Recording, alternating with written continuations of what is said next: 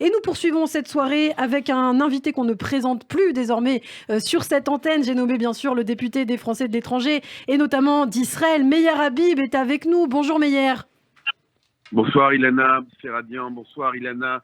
Chag Sameach, Chag Atzmaout Sameach. Oh, voilà un autre qui dit bonsoir, Ilana. Et deux fois, il a redit bonsoir. Je croyais que c'était moi la deuxième. Ah, moi j'ai tout misé sur Ilana, moi. Et personne Meyer, d'autre si on te dérange, on peut se barrer. Judith, t'es là Judith? Eh ben bien entendu, qu'est-ce que tu crois? J'ai appris que tu venais, tu crois que j'allais pas venir? Alors Judith, c'est notre nouvelle star interplanétaire. Absolument, c'est absolument ça. Rattrape-toi. Merci en tout cas Meyer d'être avec nous. Un jour important, vous qui défendez, c'est vrai, Meyer Habib, toute l'année Israël sur la scène diplomatique et internationale. Vous suez pour défendre cet État juif. Que représente aujourd'hui ce pays pour vous à titre personnel ce soir? D'abord, je veux vous dire, je suis pour défendre l'État d'Israël, mais en défendant l'État d'Israël, je défends la France. Parce que l'État d'Israël défend nos valeurs dans cette partie du monde lorsqu'on voit ces barbares qui entourent l'État, le seul État démocratique juif, moral, humaniste de cette partie de l'humanité, de cette partie de la planète.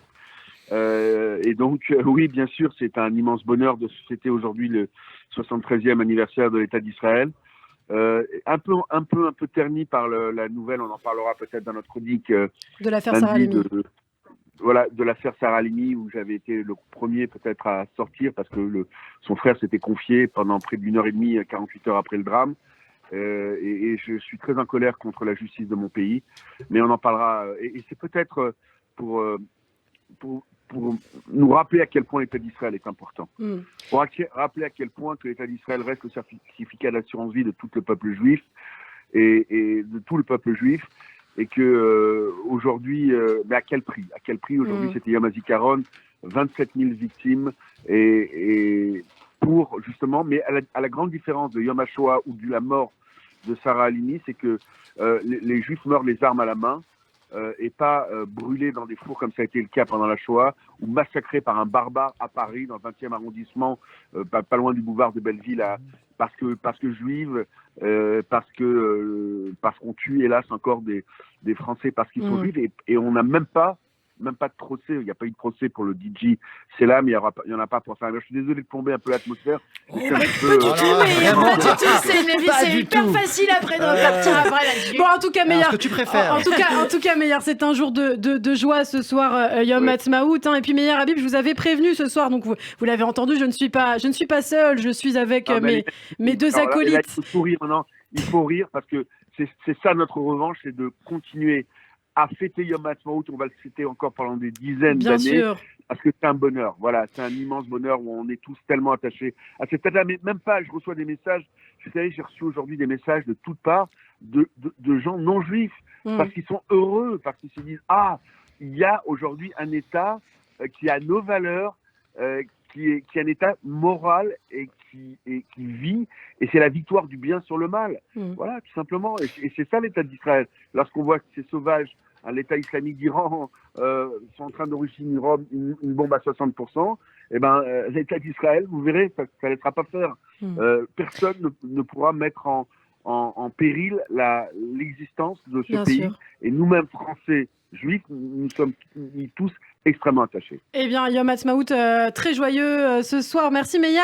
Vous restez avec nous. Je vous laisse en attendez, ne partez pas Meyer, surtout. Tu ne bouges pas. Ne partez pas, puisque je vous laisse en très bonne compagnie avec Judith et Fonzi. Voilà Meyer, en effet, je le sais que toi aussi, niveau dichotomie entre France et Israël, t'es pas mal. Tu es en train de devenir schizo, comme moi. C'est normal, à force de faire des allers-retours. Et d'ailleurs, à chaque fois que je m'apprête à te voir, j'ai un suspense. Je sais pas si je vais te voir débarquer en député costume comme à l'hémicycle ou alors si je vais te voir avec une guitare à la main, une kippa et un shot d'arak en train de chanter Venu Shalom Aleichem. Du coup, je vais pas te juger, comme je te disais, c'est pareil. Alors du coup Meyer, je vais te faire un petit jeu, pareil, on va faire ensemble ce match France-Israël et tu vas me donner tes réponses. C'est parti. Si je te demande de choisir entre macaron ou halva. Macaron. Macaron aussi.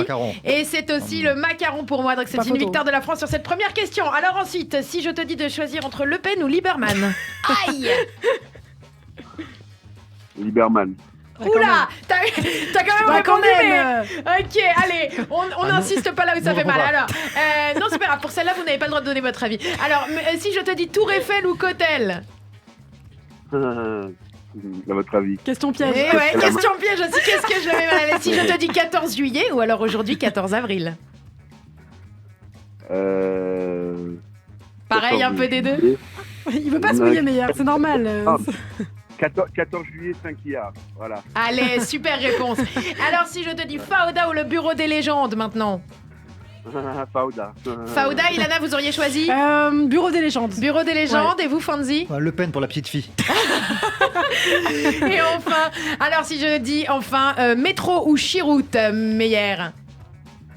Chiroute. Bien sûr, la réponse est évidente. Bon, bah là, on a vraiment c'est clairement hâte. Israël, hein. Oui, non, ça c'est clairement Israël. Ouais. Et du coup, en régie, on me C'est dit une qu'entre victoire Meyer écrasante, Habib hein. qui n'a pas voulu trop se mouiller ce soir et les réponses très approximatives de notre équipe de d'Ilana et de Fonzi, alors là, qui a gagné?